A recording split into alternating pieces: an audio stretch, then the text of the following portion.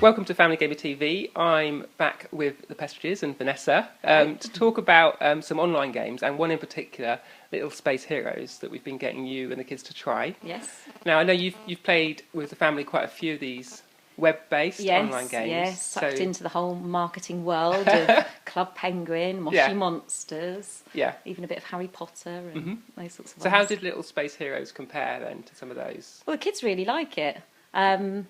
Yeah, it's sort of, you have this funny little space character, but it's very girl or boyish, so that's quite nice because you can actually be a person rather than some funny creature. And yeah, they're really enjoying it. So these are games that you play in your browser, and they're games that usually, to start with at least, they're free. And Little Space Heroes is free to get started, isn't it? Yeah.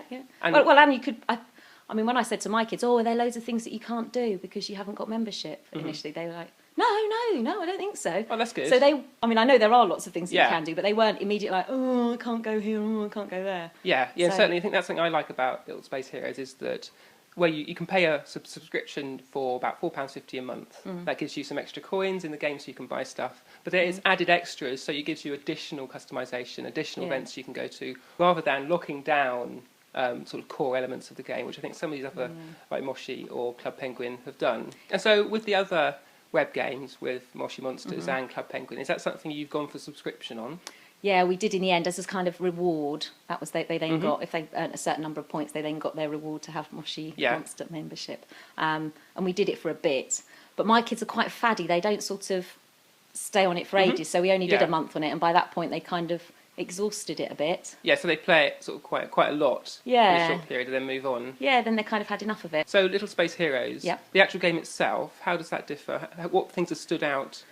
Well, there's a lot more storytelling in it, so you seem to be able to have lots of different adventures that you can go on. And again, that was sort of, not to keep comparing it to Moshi Monsters, but you used to have this super Moshi, and you got a few little challenges, but they exhausted quite quickly, whereas this sounds like there's a lot more of those kind of adventures to go on, which is really nice. Well, the people behind Little Space Heroes have got a background in Disney and that sort of storytelling, and I think that comes out in the game. And there's more of an emphasis of an ongoing story rather than just a few little elements to get you in and then you're sort of left. Yeah. And there's going to be ongoing content as well. Well, it'd be interesting to see then whether the kids are more sustained by it. And both the kids said that there's a lot more games to play. There's a lot more things that they can access and do. So. But there'll be this whole band thing that you can do if you're a member. There seems to be quite a few things that are treats if you're a member, and being in a band is one of them. And my son will just love it. So that's going to be good. So you have to be a member, but then you can sort of sign up and find some other players, and then get together and actually sort of jam and play music. But you can sort of obviously do it with your actual real life friends, not just your internet friends. Yeah, and you can sort of find their sort of username on there and sign up with them and build a band. Yeah, I don't really know yet. We'll have to explore it more. So playing these sort of games, is this something that you do, they play on their own, or do you play it with them? How does that work? Well, we haven't got sort of a central computer, so they are a little bit on their own, but our computer that is in a separate room screen shares. With all our computers you can screen share, even from the iPad we can screen share. So if they're playing, we can just quickly look on and see what they're doing. But also we can then put it on our main lounge TV. Yeah. So often if our sort of little cupboard that they go to, but we can just have it on the main TV as well, which is quite nice, just to keep a check on what they're doing. And you can just sit there and watch them. Yeah, exactly. Well, exactly. Keep a track of it all. Yeah, I mean, it looks pretty safe. I don't think actually there's anything that they could do. I know when we first join up, you have like a couple of options. You can either sort of have that they can only click certain key phrases, or you can have sort of free writing.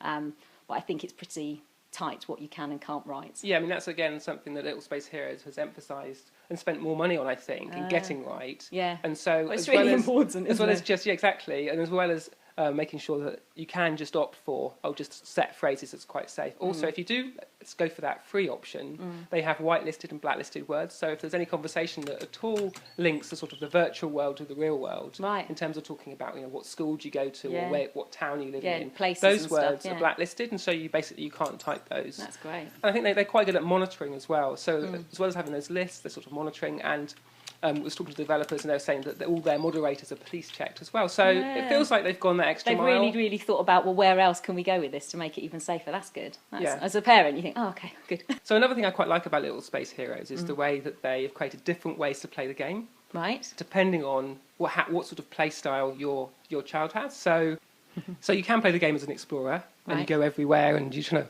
find where all the bits are in the game. Right. Or you can play as a socialite, and that would be a player who would be just mainly chatting. And they're saying that they've noticed, as they were testing the game, that children play it in different ways. And so they've tried to create ways to play that match how your child... And there's another one would be shopper. Shopper, right, yes, because you just want to get coins and buy things. Okay.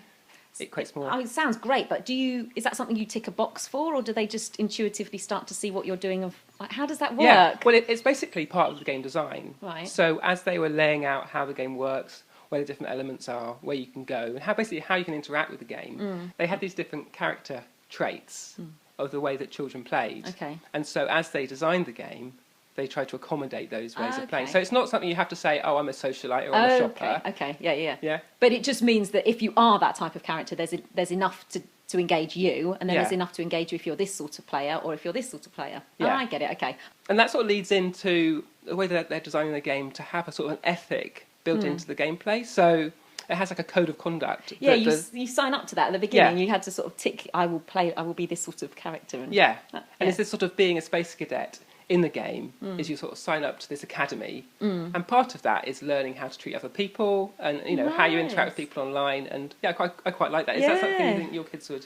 Yeah, really would. Mine, they really would like that. And that kind of, well, as a parent, anything that kind of reinforces a good way of behaving and sort of rewarding that and sort of having almost like a role model. It's, I'm going to be a little space hopper, because you could then bring that into the real world, couldn't you? A space hopper wouldn't do that. Yes. Couldn't you? Well, especially with the younger ones. Maybe my older kid might be like, don't even try that.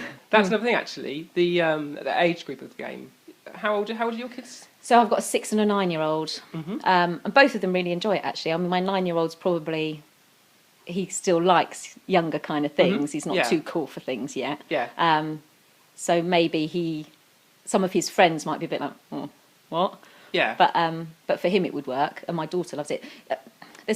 It doesn't speak words, so there's quite a lot of, we're saying about the storytelling, there's a lot of storytelling, but it doesn't read it out. You have to be able to read it. Yeah, I know. So depending on their reading level, you might find that actually it is a family activity. Yeah.